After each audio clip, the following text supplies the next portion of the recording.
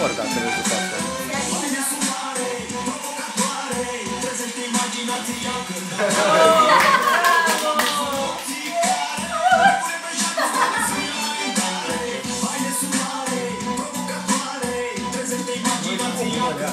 Acum da, trebuie să-i facem cubul la loc.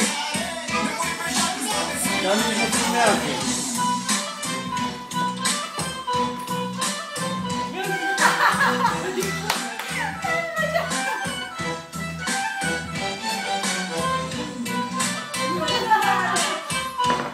Nu are față.